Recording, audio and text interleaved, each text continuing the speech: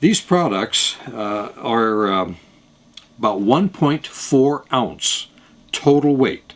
There are no moving parts. There's nothing to break or to get lost. They're strong enough that I can stand on them, and I do stand on them from time to time. The dimensions are 2 3/4 across, 1 5/8 tall, and it's all aluminum with the exception of a brass compression ring in the center, which helps to give it stability in terms of its geometric shape. So it's very strong and very light. We're going to demonstrate this today and show you how it works, why it's a superior product to so many other products on the market.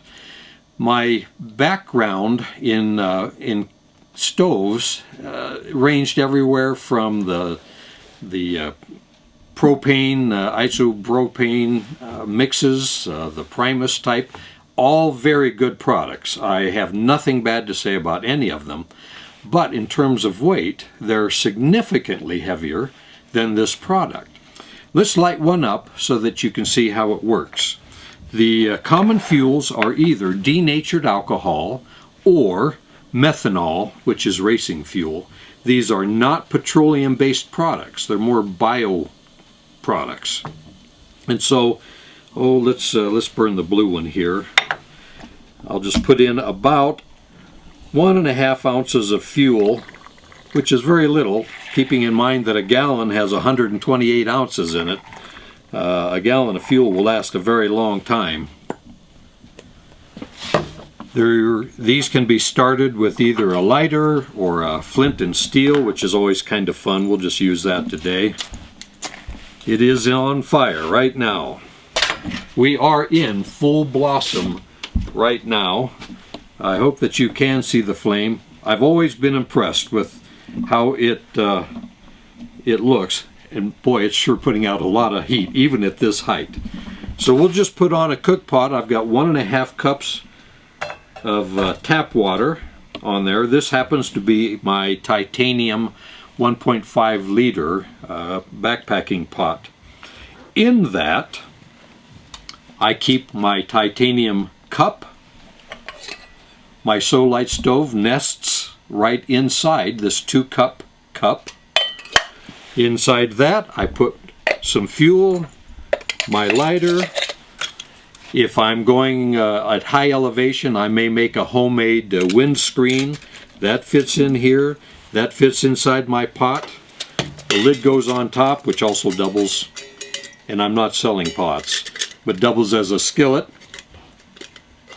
And I have a total cook system which weighs about 5 to 6 ounces.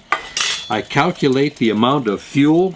I'm already starting to get a boil around the perimeter here. In fact, you may be able to hear it depending on the sensitivity of the microphone. Yeah, we're already in a boil, and we're in the metal shop right now, so the temperature in here is probably around 65 degrees or so.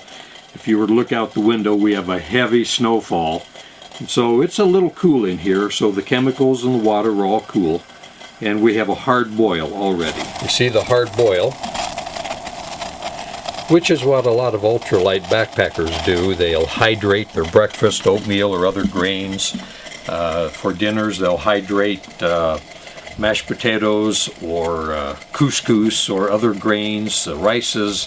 I particularly like the Mountain House foods and the Provident Pantry foods, where you pour boiling water into the bag, seal it, and 8 to 12 minutes later, depending on your elevation, you have a fully hydrated meal, which happen to be delicious. You can make hot drinks with this, which I do. I've even made puddings at very high elevation. It's just a great lightweight tool. I'm going to show you now the correct way to extinguish the flame once you have a hard boil, so you don't waste any fuel. You leave the cook pot on, take a deep breath, and blow the flame out. The flame is now completely out. Don't burn yourself on the handles of your pot, but I can take it off, set it aside, and inasmuch as the pot is aluminum, it will cool off very quickly. So in about 2 minutes time, I can take that pot, open up my fuel container, tip the pot until the fuel starts to run out the lowest jet, and then it runs right down the side straight into my bottle, and I've wasted 0 fuel. This is now very comfortable to hold.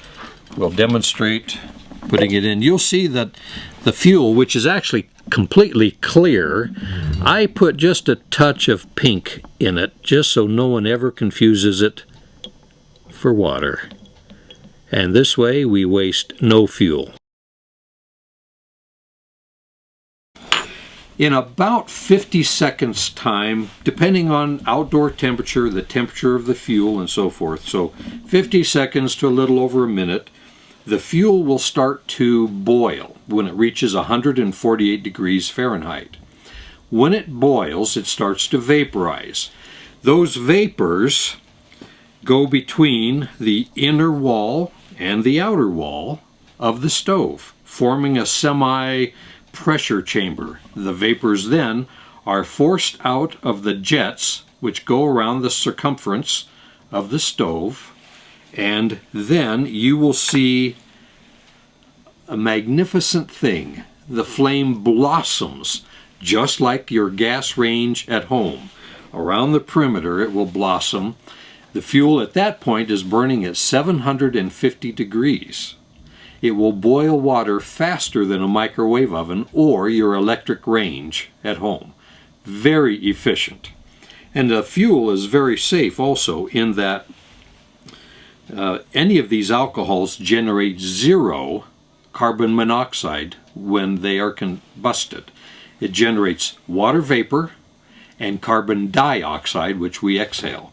Very safe products, of course, and so it is environmentally very sound. In the event that you ever had a big spill with your fuel, it will evaporate in under an hour versus a petroleum-based fuel, which can take weeks and months for it to all dissipate.